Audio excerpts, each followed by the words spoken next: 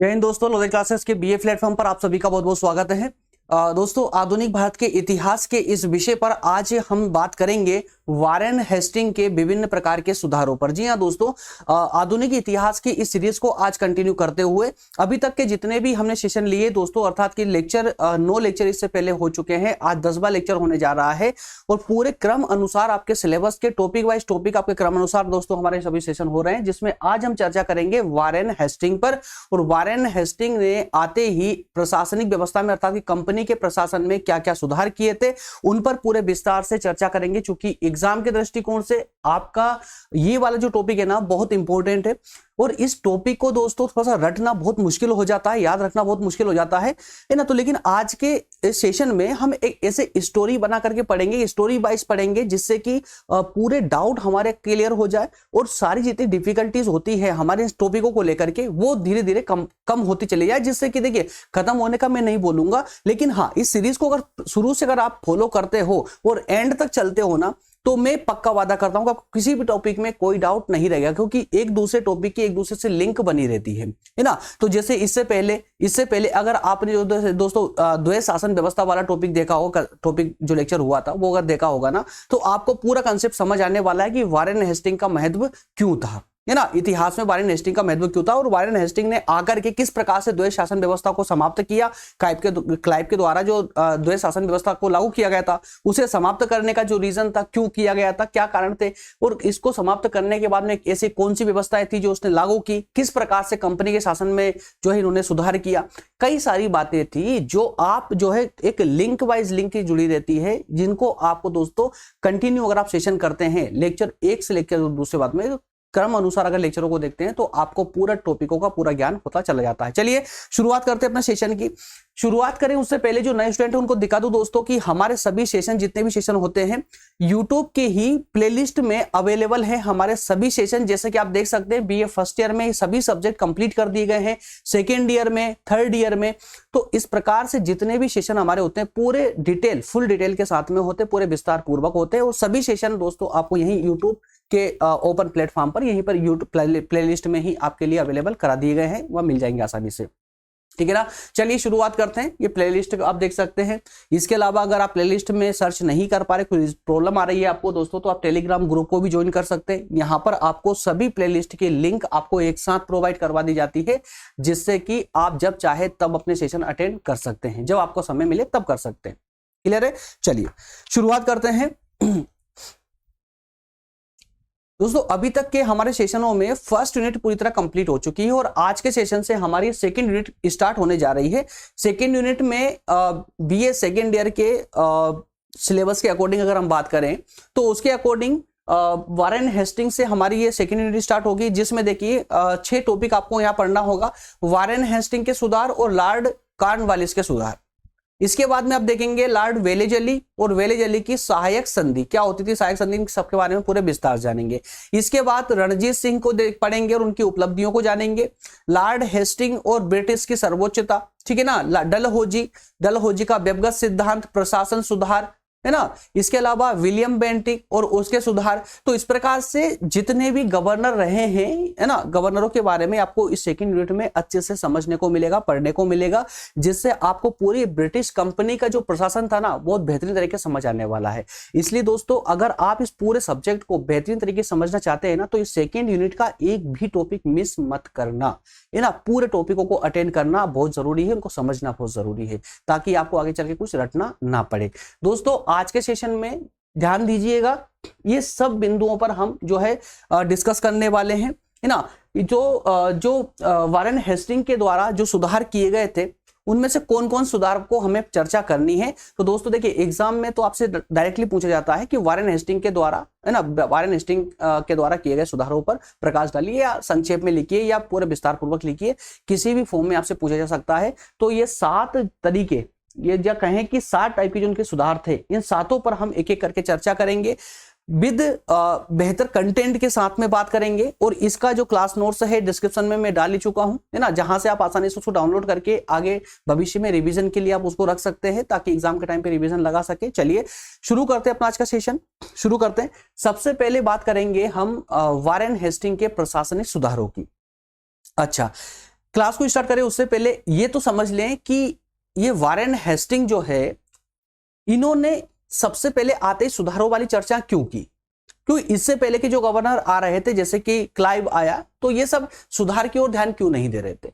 दोस्तों, Warren Hasting जब आते हैं, है ना, गवर्नर बन करके, तो उस समय कंपनी का जो प्रशासन था, ईस्ट इंडिया कंपनी का जो प्रशासन चल रहा था भारत में, उसमें काफी ज्यादा भ्रष्टाचार समाहित हो चुका था, काफी भ्रष्टाचार हो चुका था। कारण रीजन क्या था कि इससे पहले क्लाइव के शासनकाल में, क्लाइव के दौर में ही जो है कंपनी को एकदम प्रशासनिक अधिकार मिले थे। उससे पहले सिर्फ एक व्यापारिक कंपनी हुआ करती थी, लेकिन व्यापारिक कंपनी अर्थात कि उस कंपनी के जो व्यापारी लोग थे, है ना, उन व्यापारियों के हाथ में अचानक से प्रशासन आने के कारण उनके अंदर अनलिमिटेड, असीमित रूप से कह सकते हो कि भ्रष्टाचार आ चुका था, है ना। तो उस भ्रष्टाचार के कारण कंपनी का जो लाभ हो रहा था, वो लाभ भी कहीं ना कहीं कम होता जा रहा था। वो कई प्रकार की असुविधाएं कंपनी के सामने आ रही थी, जिससे व्यापार करने में उनको समस्याएं आ रही थी। तो उन सभी जो भ्रष्टाचार था या व्यापार की जो दुविधाएं थी, समस्याएं थी, उन सभी को खत्म करने के लिए ही वारेन हेस्टिंग ने ये कदम उठाया। और जहां जहां और जिस जिस क्षेत्र में वारेन हेस्टिंग को लगा कि असुविधाएं व्याप्त है, वहां पर उन असुविधाओं को हटा करके और कुछ नई व्यवस्थाएं वहां पर लागू की उन्होंने। इसी प्रकार से दोस्तों, जिस प्रकार से हम देख पा रहे हैं कि प्रशासनिक सुधार अर्थात कि प्रशासनिक क्षेत्र में उन्होंने क्या क्या सुधार किए थे, उनको क्या क्या कमियां दिखी थी, उन कमियों को हटा करके अपनी नई व्यवस्थाएं लागू की। आइए एक एक करके इनको समझने का प्रयास करते हैं। तो वारेन हेस्टिंग ने बंगाल के गवर्नर का पद संभाला और संभालते ही उन्होंने सबसे पहले जो सुधार किया वो प्रशासनिक व्यवस्था में किया था। क्या सुधार किया? सबसे पहले तो उन्होंने क्लाइव के द्वारा जो द्वैध शासन व्यवस्था लागू कर रखी थी बंगाल में, उसको हटाने का प्रयास किया, उसको हटाया, है ना। रीजन क्या था कि इस द्वैध शासन प्रणाली के कारण चारों ओर, बंगाल में चारों ओर अशांति और अव्यवस्था फैल गई थी। अतः सबसे पहले वारेन हेस्टिंग ने द्वैध शासन प्रणाली को समाप्त किया, ठीक है ना। तो द्वैध शासन प्रणाली को समाप्त किया। समाप्त करने के बाद में बंगाल का पूरा जो प्रबंध था वो सब का सब अपने हाथों में ले लिया। मतलब समझिएगा, जब द्वैध शासन प्रणाली पढ़ रहे थे तो आपको देखा था आपने कि उस समय राजस्व संबंधी अर्थात कि दीवानी कार्य तो कंपनी ने अपने पास रखे थे। वो जो प्रशासनिक कार्य थे वो बंगाल के गवर्नर, बंगाल के जो नवाब थे, नवाब को दे रखे थे, है ना। तो इस प्रकार से शासन को दो भागों में बांट रखा था। तो यहां वारेन हेस्टिंग ने देखा कि काफी सारी समस्याएं इसकी वजह से उत्पन्न हो रही, जिससे हम प्रशासनिक समस्याओं को ठीक से, मतलब प्रशासनिक शासन हम ठीक से संचालित नहीं कर पा रहे। तो इसी समस्या को समाप्त करने के लिए वारेन हेस्टिंग ने द्वैध शासन प्रणाली को समाप्त किया। कंपनी के पास पहले से ही राजस्व संबंधी अधिकार तो थे ही, है ना, प्रशासनिक अधिकार नवाब के पास थे, तो नवाब के पास से वो प्रशासनिक अधिकार भी अपने पास, अपने हाथों में ले लिया। दूसरे किसी अगर सुधार की बात करें प्रशासनिक क्षेत्र में, तो बंगाल के नवाब को जो पेंशन दी जा रही थी उसको भी कम कर दिया। बंगाल में नवाब सिर्फ कठपुतली वाला नवाब था बंगाल में, है ना। तो उस कठपुतली नवाब को पहले, वारेन हेस्टिंग से पहले की अगर हम बात करें तो 32 लाख रुपए वार्षिक पेंशन दी जा रही थी। पेंशन का मतलब क्या हुआ कि आप सिर्फ पेंशन लीजिए और बैठे रहिए, बाकी सारे काम आपके जितने भी है वो सब हम करेंगे, हम मतलब कंपनी करेगी, है ना।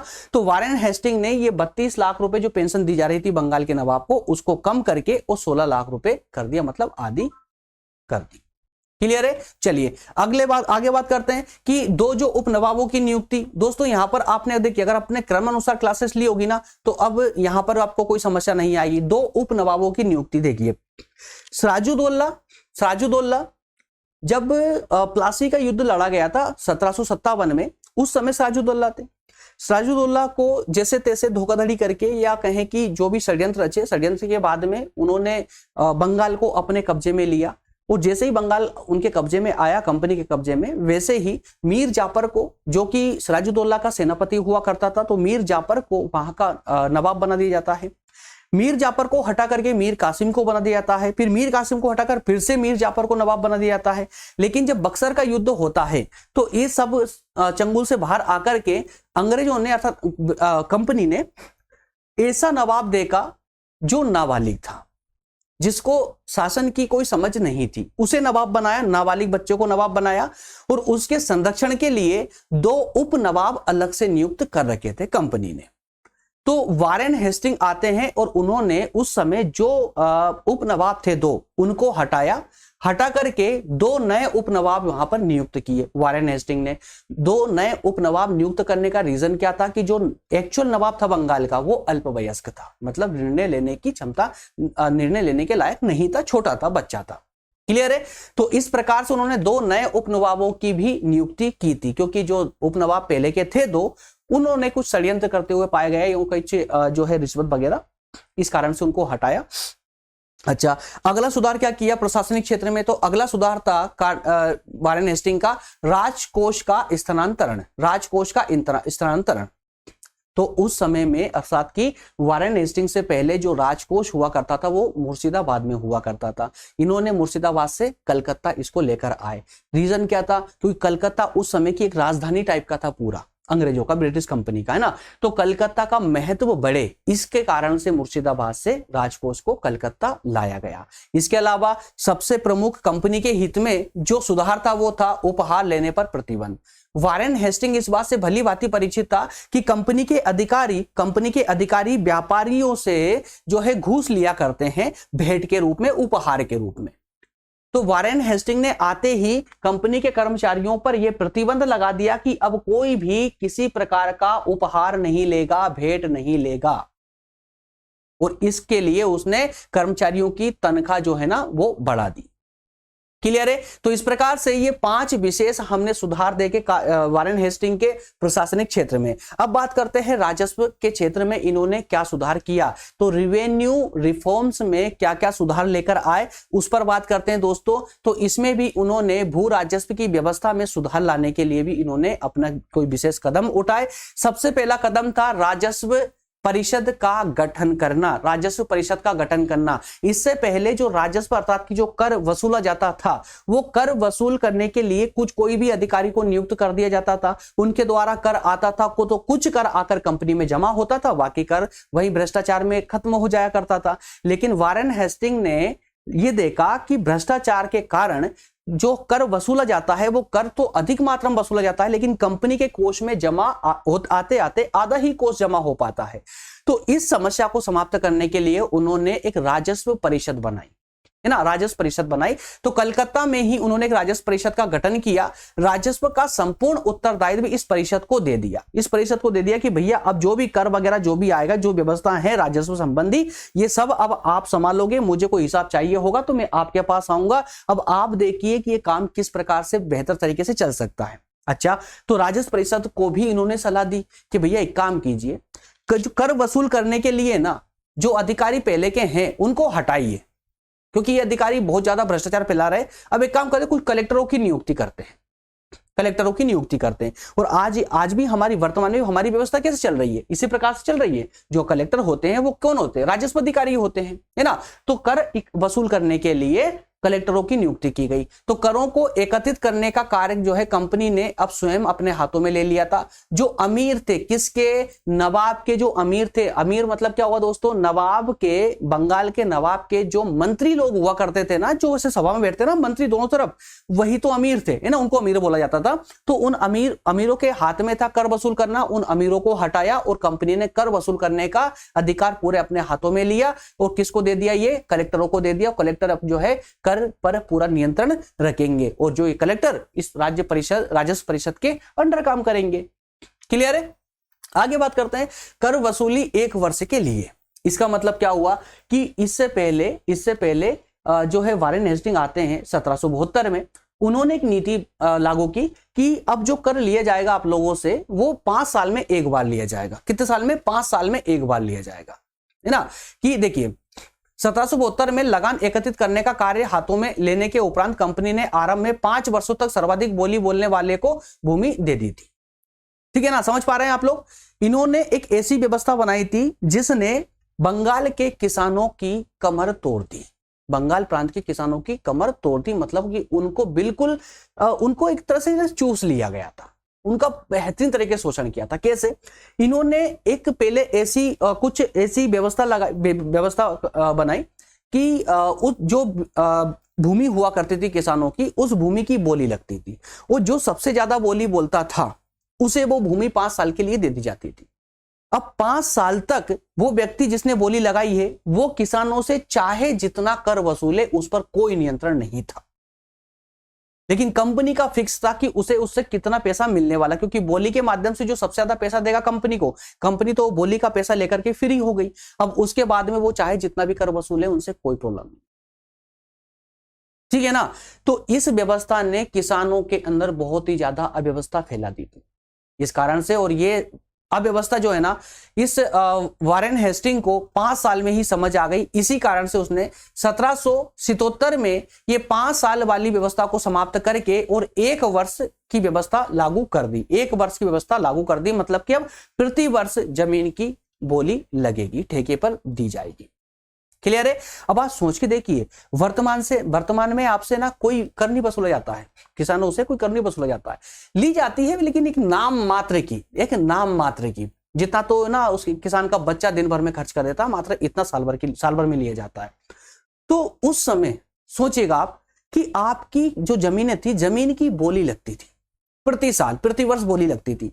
और जो एक व्यक्ति जमींदार जिसे हम बोलते हैं ना, जमींदार उस जमीन को बोली में खरीद लेता था 1 साल के लिए।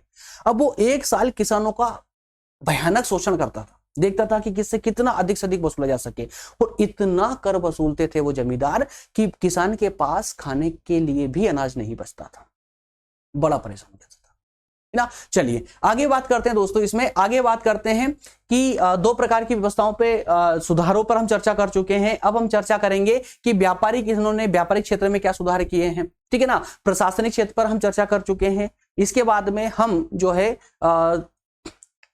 राजस्व संबंधी सुधारों पर भी चर्चा कर चुके हैं। 3rd नंबर पे हम बात करेंगे व्यापारिक क्षेत्र पर, व्यापारिक सुधार। इन्होंने व्यापार के क्षेत्र में क्या क्या सुधार किए थे। तो व्यापार के क्षेत्र में इन्होंने 1717 से केवल कंपनी का माल मुक्त, 1 सेकेंड, हाँ, 1717 से केवल कंपनी का माल कर मुक्त कर रखा था। 1717 से पहले की अगर बात करें या 1717 से तक की अगर बात करें, तो उस समय तक सिर्फ कंपनी का जो माल था ना, कंपनी का जो व्यापार था, कंपनी जो व्यापार करती थी, तो कंपनी के व्यापार का माल मात्र वो कर से मुक्त था, मतलब टैक्स फ्री था। लेकिन आगे चलकर के सभी अंग्रेजों, जितने भी अंग्रेज थे, उन सभी अंग्रेजों का व्यापार टैक्स फ्री कर दिया गया था। समझिए कहानी को। यहां पर 1717 ईस्वी से सिर्फ कंपनी का माल कर मुक्त था। लेकिन इसके आगे चल करके सभी अंग्रेजों ने भ्रष्टाचार का सहारा लेकर के सभी अंग्रेज जो भी व्यापार कर रहे थे भारत में, वो सभी अंग्रेज फ्री व्यापार करने लगे थे, बिना कोई टैक्स दिए, बिना कोई शुल्क दिए। और यही रीजन था कि भ्रष्टाचार बहुत ज्यादा व्याप्त होने लगा था और कंपनी का मुनाफा ना के बराबर होने लगा था। अंत में इस स्थिति से बाध्य होकर के वारेन हेस्टिंग ने दस्तक अथवा की फ्री पास जो था अंग्रेजों के पास में, वो व्यवस्था समाप्त कर दी। फ्री पास की व्यवस्था पूरी तरह समाप्त कर दी। अब सभी के माल पर चुंगी ली जाने लगी। चुंगी मतलब कि शुल्क लिया जाने लगा, है ना। तो इससे क्या बेनिफिट हुआ इसका कि कंपनी के द्वारा भारतीय व्यापारियों और अंग्रेज व्यापारियों सभी से कर लेने से अब व्यापार की दशा सुधरने लगी थी और भ्रष्टाचार भी अब कम होने लगा था, क्योंकि अब सभी से जो कर था वो व्यवस्थित रूप से कर आ रहा था, टैक्स आ रहा था, जिससे कंपनी की आमदनी बढ़ने लगी थी, है ना। कंपनी की आमदनी बढ़ी और साथ ही साथ में जो भ्रष्टाचार में जो पैसा जा रहा था वो भी अब भ्रष्टाचार भी समाप्त होने लगा था। तो व्यापार को आगे बढ़ाने के लिए 5 के अतिरिक्त 5 क्षेत्रों को छोड़कर, या कहें कि 5 जो टोल टैक्स थे ना, 5 टोल टैक्सों को छोड़ करके सभी जितने भी टोल टैक्स थे अर्थात चुंगी घर, उनको समाप्त कर दिया। रीजन देखिए, अब ध्यान दीजिएगा, यहां पर सिर्फ 5 टोल टैक्स रखे। उससे पहले बहुत सारे टोल टैक्स हुआ करते थे, जगह जगह पर टोल टैक्स थे, उन सबको समाप्त किया, सिर्फ 5 टोल टैक्स रखे, है ना। क्यों ऐसा क्यों किया इन्होंने? क्योंकि जगह जगह पर ये टोल टैक्स होने के कारण व्यापार के विकास में बहुत ज्यादा बाधा आ रही थी। नमक, तंबाकू और सुपारी, इनको छोड़ करके बाकी सभी वस्तुओं में की जो चुंगी थी ना, उसमें 22% की छूट दे दी गई। भारत के व्यापार को बढ़ावा देने के लिए वारेन हेस्टिंग ने भूटान, तिब्बत, मिस्र आदि देशों में भी उन्होंने व्यापारिक मिशन भेजना प्रारंभ कर दिया। तो इस प्रकार से ये रहे आपके व्यापारिक सुधार जो कि वारेन हेस्टिंग के द्वारा किए गए थे। ध्यान दीजिएगा, इस कंटेंट में जो कंटेंट मैं आपको ये प्रोवाइड कर रहा हूं ना, इस कंटेंट में जितना आप लोगों के लिए बेहतर है और आवश्यक है, वही कंटेंट में आपको पुस्तकों में से निकाल करके आपके लिए लेकर आया हूं। ये पूरा जो सेशन है ना दोस्तों, इसमें गूगल से कोई कंटेंट नहीं लिया गया है, ये पूरा आपकी पुस्तक का ही है। क्लियर है? लेकिन जितना आवश्यक था, इसमें से जो फालतू का मटेरियल था उसको मैंने हटा दिया है। जो आवश्यक था वो ध्यान दीजिएगा, यहां पर एक एक पॉइंट में की पॉइंट मिलेंगे आपको। अगर ये की पॉइंट अगर आपको याद रहते हैं ना, तो आपसे अगर बोल दिया जाए कि व्यापारिक सुधारों पर 5 पेजों में इसकी पूरी कहानी लिखिए, तो आप 5 पेज में इसकी पूरी कहानी भर देंगे। क्यों? क्योंकि हर एक पॉइंट में यहां पर की पॉइंट मिला हुआ है, हर एक एक पॉइंट में, है ना। इसलिए थोड़ा सा ध्यान देकर के इसको अगर पढ़ेंगे ना, तो आपके लिए बहुत ईजी हो जाएगा, ये याद रखना बहुत ईजी हो जाएगा। चलिए नेक्स्ट है न्यायिक सुधार। जब यह जुडिशियल क्षेत्र में इन्होंने क्या सुधार किया, तो जुडिशियल क्षेत्र में भी इन्होंने काफी सुधार किए हैं। अभी तक अपने अपने क्षेत्रों में, अभी तक न्याय की अगर हम बात करें, तो जो जमींदार हुआ करते थे ना, वही न्यायाधीश हुआ करते थे अपने अपने क्षेत्र के।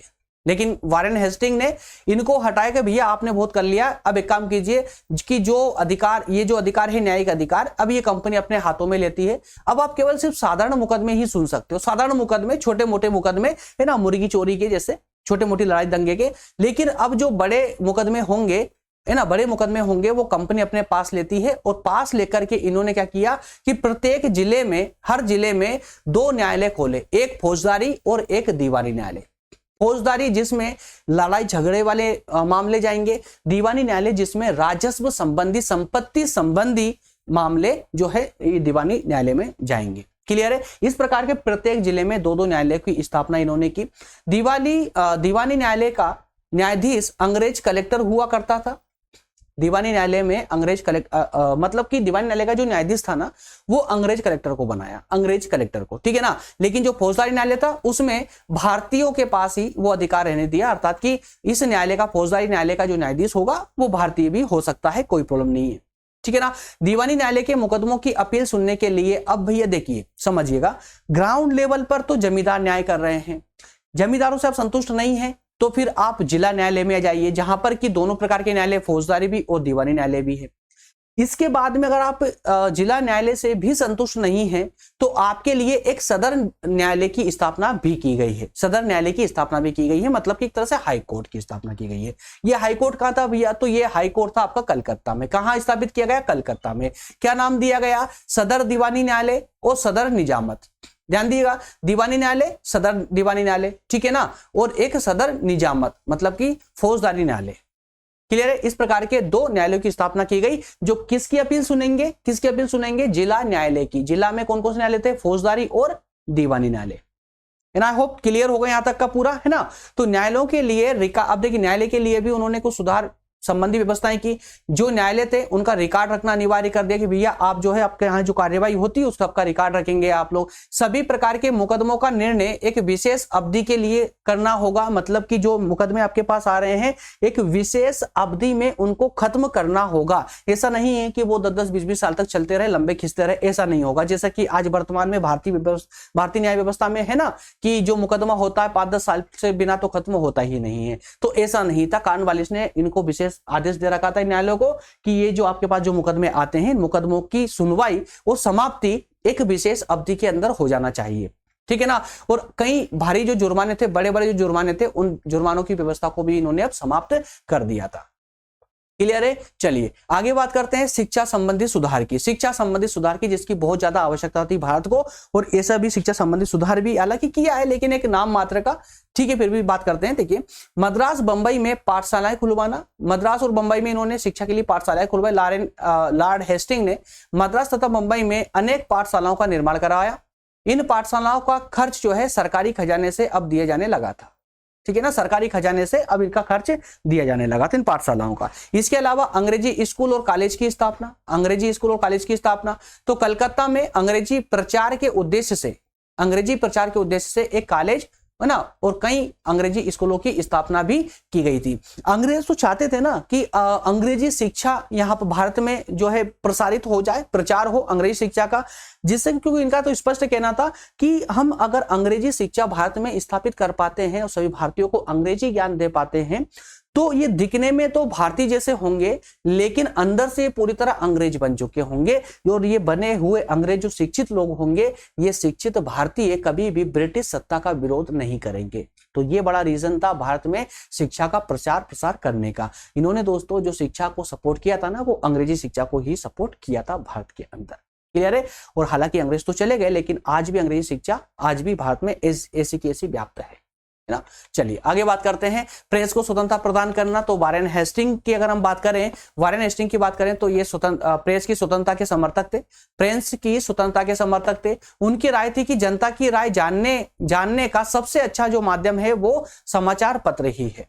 अतः समाचार पत्रों के ऊपर काफी सीमा तक सरकारी नियंत्रण हटा दिया गया। इनसे पहले जो सरकारी नियंत्रण लगा हुआ था है ना प्रेस पर वो नियंत्रण हटा दिया। लेकिन समाचार पत्रों के मार्गदर्शन के लिए कुछ नियम बना दिए गए, कुछ नियम बता दिए गए कि भैया आप इन नियमों के अंदर अगर आप कार्य करते हैं तो हमें कोई प्रॉब्लम नहीं है, आप आराम से अपने प्रेस को संचालित कर सकते हैं। क्लियर है। जिससे कि जनहानि ना हो, या जनहानि तो क्या है इसके कहने की बातें थी, सिर्फ डायरेक्टली कंपनी के शासन को कोई हानि ना हो, इस प्रकार के कुछ प्रतिबंध हालांकि लगा दिए गए थे। चलिए लास्ट पर पॉइंट पर बात करते हैं। लास्ट पॉइंट है व्यय में कटौती।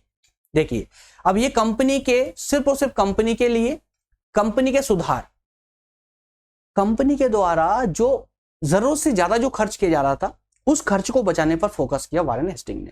उन्होंने कहा कि यार कई जगह कई क्षेत्रों में जो है पैसा जरूरत से ज्यादा दिया जा रहा है, उस पैसे को बचाते हैं। तो उन्होंने किस प्रकार से पैसा बचा करके कंपनी के कोष में जमा किया। देखिए बंगाल के नवाब को इनके समय में 32 लाख रुपए पेंशन दी जाती थी, उसको घटा करके इन्होंने आधी कर दी, 16 लाख रुपए कर दी।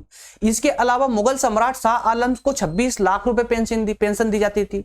वो पेंशन को उन्होंने पूरी तरह से बंद ही कर दिया, समाप्त कर दिया। क्या कहकर समाप्त करा? उन्होंने बोला कि इन्होंने जो मुगल सम्राट शाह आलम है, ये अंग्रेजों से अब धोखा कर रहे हैं, है ना। क्यों? क्योंकि ये मराठों से जा मिले हैं, इस कारण से जो 26 लाख रुपए दिए जाते थे वो समाप्त कर दिए।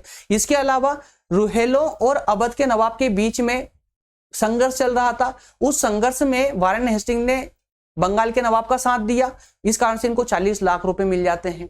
इसके अलावा कड़ा और इलाहाबाद के जिले, आपको याद होगा कड़ा और इलाहाबाद के जिले शुजाउद्दौला से लेकर शाह आलम द्वितीय से लिए और नवाब शुजाउद्दौला को दिए थे, है ना। तो वापस, है ना, क्योंकि आपको याद है इलाहाबाद की संधि में शुजाउद्दौला से कड़ा और इलाहाबाद के क्षेत्र लेकर के शाह आलम द्वितीय को दे दिए थे, है ना।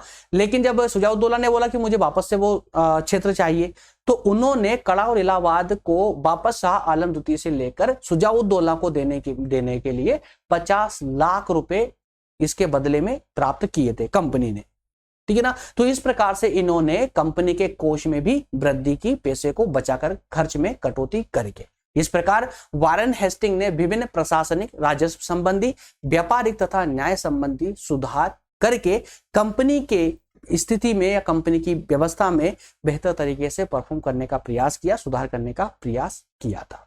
क्लियर है। इसी के साथ में दोस्तों हमारा आज का सेशन होता है कंप्लीट। अगले सेशन में हम बात करेंगे रेगुलेटिंग एक्ट की, जो कि डायरेक्टली प्रत्यक्ष रूप से ही वारेन हेस्टिंग से ही प्रत्यक्ष रूप से जुड़ा हुआ है। क्लियर है। तो रेगुलेटिंग एक्ट पर नेक्स्ट सेशन होगा हमारा, जल्दी होगा। मिलेंगे अगले सेशन में, तब तक आप सभी का बहुत बहुत धन्यवाद। Thank you.